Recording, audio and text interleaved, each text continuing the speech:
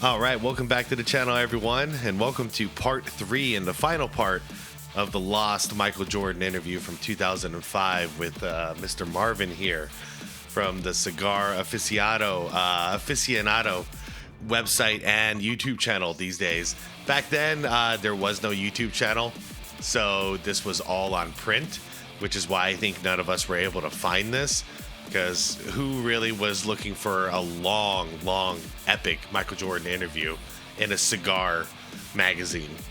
You know, none of us were. Anyways, this is part 3. If you guys haven't seen part 1 and part 2, I highly recommend it. It's going to be from yesterday and the day before. I'm pumping these out one day at a time. Incredibly awesome interview, long interview. Marvin is asking very unique questions, and Jordan's not holding back with his answers. Where we left off was they were discussing team ownership, and Jordan was, at this point in 2005, was looking for a team to own. So the questions were in that range, and it looks like we're about to switch to golf. Without further ado, let's get into part 3. Let's wrap up this interview, everyone. Thanks for watching so far. This has been a lot of fun. Please leave this video a like. It helps out a lot. And in this case, since nobody I know, and I know a lot of Jordan fans, nobody I know knows about this interview. So let's get it out there, because everyone watches YouTube. Let's pump it out. Leave a comment down below. Do all the things you know that help a video get out there, so we can get some eyes on this interview. And without further ado, let's do this, everybody.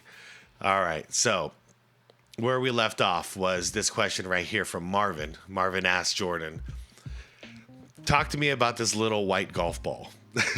And Jordan replies, that's addiction. Now, that is an addiction. So he was asking, Marvin was asking Jordan earlier about, is basketball an addiction? And Jordan was saying it's not an addiction, it's a huge passion. So he can stay away from it, which he needs to stay away from it. But it's not an addiction because he actually has the ability to stay away from it. So when asked about golf, he's like, yeah, that's a full-blown addiction. All right, so next question. When did you start playing golf? Jordan replies, I started playing the summer of 1984. I had just committed to go pro, and I went out and played some holes at North Carolina. I went with a good friend of mine, John Simpkins, and he was on a golf team at the time with AI Wood, or Al Wood. I'm sorry. You know, it's 2025 if I could say AI Wood. We played 18 holes with Davis Love, who was attending North Carolina at the time. I parred one of the 18 holes, and I've been hooked ever since. Marvin asked, aren't you good friends with Tiger Woods? Jordan replies, oh yeah, Tiger and I met about 8 years ago. It's ironic because he's in the same scenario from a marketing and business standpoint that I was when I came in the NBA. I've been able to answer some of his questions that he's had about dealing with certain things. Our friendship has grown since then, and we talk all the time about mental approach, dealing with the expectations from the public. And that's true. Tiger Woods was totally golf's Michael Jordan, and he made that sport a lot of money. Marvin asks, I can see where you have, from a personal standpoint, so much in common in your own respective areas. Have you ever joked around about him? Because a lot of people call him the Michael Jordan of golf. Don't we all?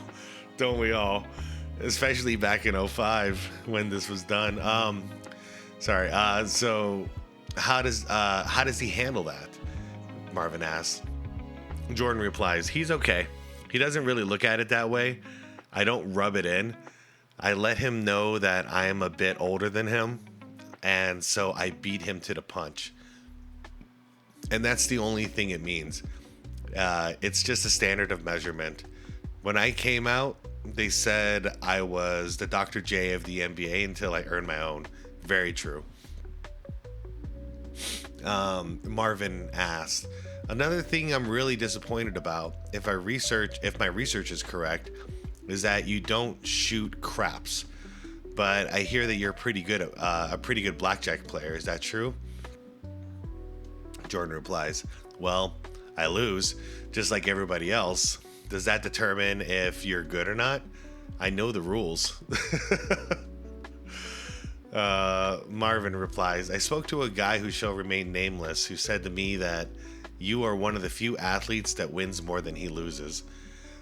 And when you're ahead, you know how to walk. And when you're behind, you know how to walk. You are a disciplined blackjack player, and he has a great deal of respect for you. See, that's interesting to me because I always heard from other people that Jordan won't walk away until he eventually wins. Let's see how Jordan replies. All right. So Jordan replies, "Is that one of those casino owners?" Question mark. I'm not greedy. Gambling can initiate greed. You want more, or you want to get it back. You have to pick a number, and that's my number. It's all relative to what you feel comfortable with. Mine may vary from yours, and ours may vary from a lot of people. It doesn't take much to beat. It doesn't take much to beat my head in. Have I lost a lot? Sure. Have I won a lot? Sure. What's considered a lot? I have satisfied myself both ways. For me, that's my enjoyment. And that's true. You got to have a number. I've been on both ends of that when I was younger and I gambled a little bit in Vegas. And I had a number when I won. And I was like, all right, I'm dipping. And I enjoyed the rest of my night. And then I always had a number when I lost too, which was like $100. So it was like, if I lose this 100, I'm out. I'm walking. More times than not, I'd end up walking. All right, so Marvin continues.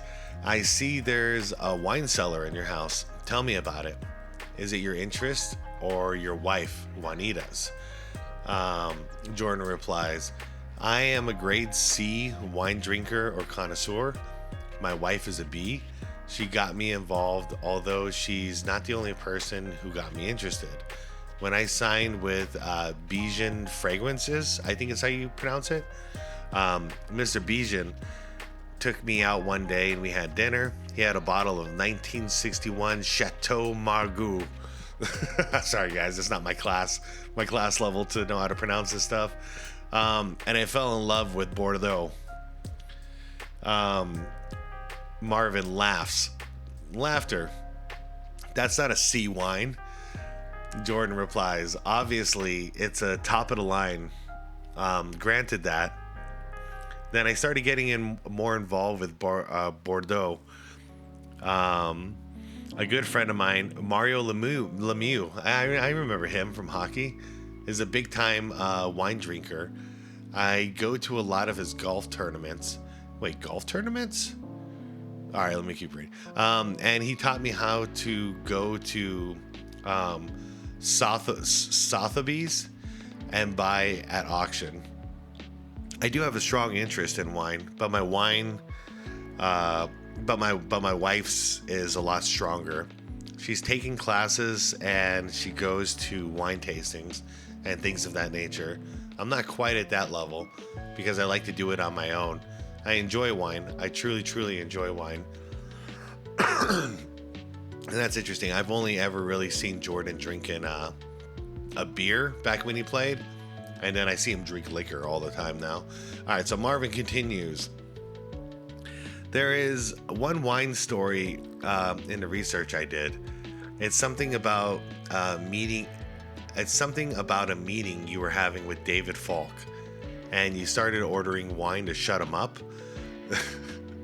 Jordan replies, "Yeah, we had a dinner meeting, and I couldn't get a word in. The meal was on his company bill. Anytime he orders wine or orders anything, he checks the price." But that night he was taking time out from what we were talking about to make sure about the price. So now I say, give me the most expensive wine, and he's picking up the tab. Then I say, every time you interrupt what we're talking about, I'm going to order another bottle. When I started ordering the 61s, I quieted him right down. And we got through the conversation. Is that a true story? Oh, wait. I'm sorry. He says that is a true story. Wow. I guess that's one way to shut up somebody if they keep interrupting you, huh? All right. Marvin asks, cigars? We're sitting here. We're smoking a Cuban Monte number 2. Nothing wrong with that. I went through your humidor here. You have a great selection. When did you first get into cigars? By the way, so now we know Jordan got into golf in '84. That was earlier than I ever thought he would, to be perfectly honest. I thought he would have gotten into it from somebody in basketball, but he was already doing it in North Carolina. All right, so to the cigar question, Jordan replies, I smoked my first cigar in 1991 when we won the championship. Okay. Up to that point, I had never smoked a cigar, never smoked anything. We won the championship, and Jerry Reinsdorf gave me one of his cigars. He's a big cigar smoker. Crazy. The next time I received a cigar was from my good friend Ahmad Rashad. He used to get these Churchills from Las Vegas that were dipped in rum. Whoa. I wouldn't smoke them, but I would sit there and chew on them. I got to the point where it became very relaxing. Okay. Sorry, I needed some water there. All right. In Chicago, I tell people this, and they have to understand the context of what happened. We had to be to the stadium at 6:00 for home games. When traffic was so bad that it would take us an hour and 15 or an hour and 30 minutes to drive. So now I'm sitting in a car for almost an hour and a half, and I'm very tense. I'm worried about the traffic. So I started smoking a cigar going to the games. In 1993, it became a ritual for every home game. Wow. All right. Marvin replies with, what cigar? Jordan's answer. At the time, I started out with Hoyo de Monterey Double Corona. Crazy how he remembers this stuff. Marvin asks, that's a good hour smoke. Or he responds, that's a good hour smoke. Jordan replies, taking my time, I never rushed. As soon as I walked in, Phil Jackson would say, oh, you had a long drive. It became such a relaxing thing to do. Not many people know about it. When they read this, they'll know that each and every day for a home game, I smoked a cigar. I wanted that feeling of success and relaxation, and it's the most relaxing thing. Yep. So Phil could tell how long of a drive it was for MJ, depending on how, the smell that he's smelling when he gets in there. So if he smells the harsh cigar smell, he's like, yep, long ride, huh? All right. Marvin replies, people don't understand. When I'm in the office and I have a problem, I light a cigar and my mind expands and I'm able to solve the problem. Jordan replies, it's the most relaxing thing. Every time I get to a point where everything is coming at me, I would rather just sit back and smoke a cigar and relax. These two are definitely two peas in a pod, I'll tell you. All right. Marvin asked, what are your favorite cigars today? Jordan replies, Partagas Lusicianas. Sorry for the pronunciation. He says, I love those. And I'm in love with all Cubans. I become a big Cuban cigar smoker. I gradually worked my way up from Las Vegas rum dipped to all different types. See, I don't know anything about cigars, so I've never heard of rum dipped cigars.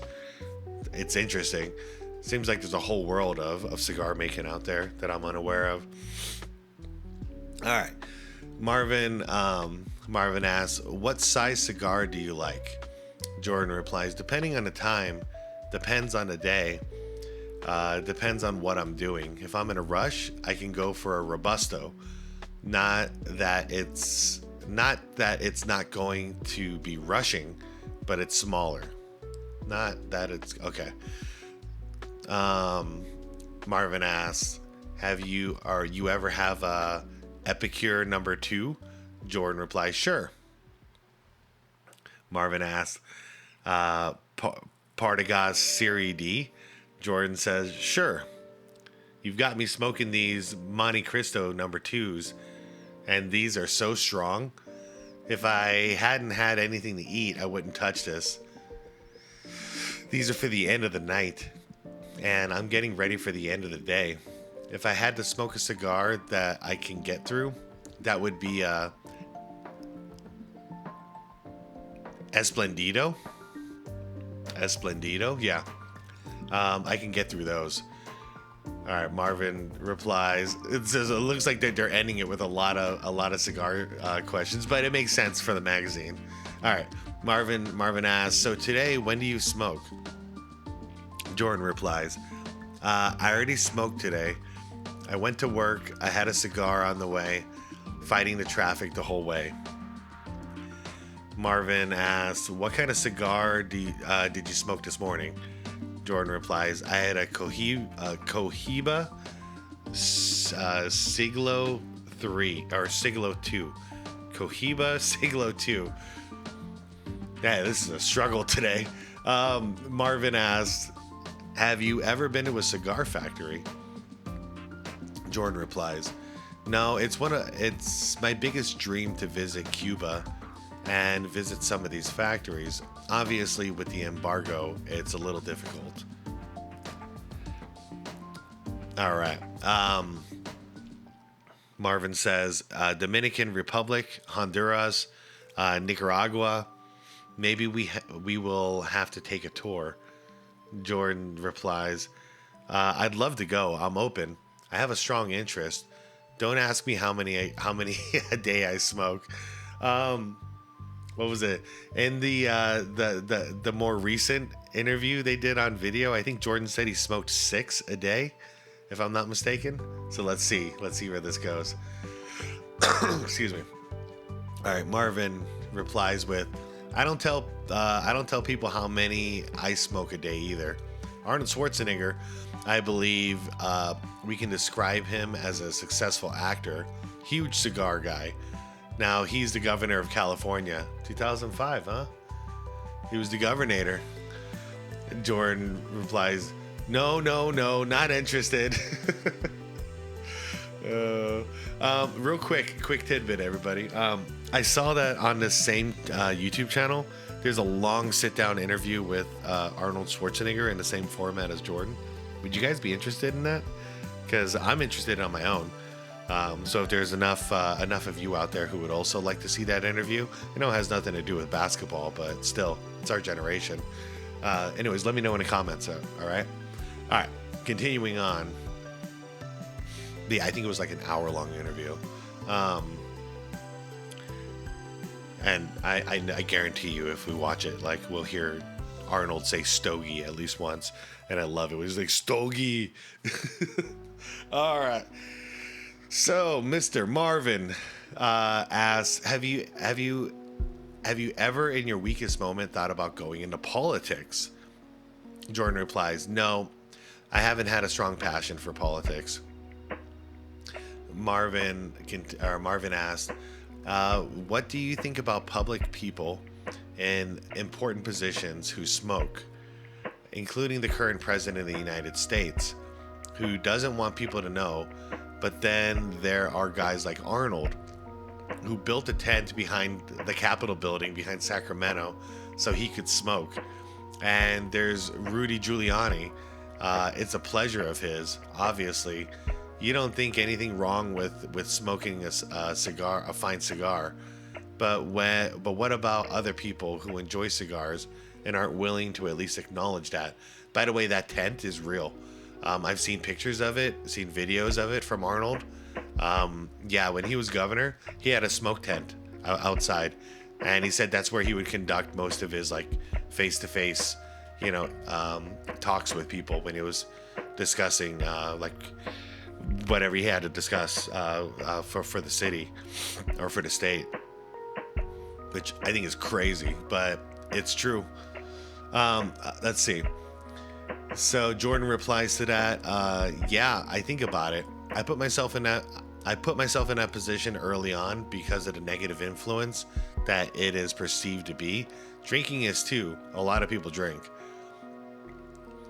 Marvin continues, but wine today is more accepted.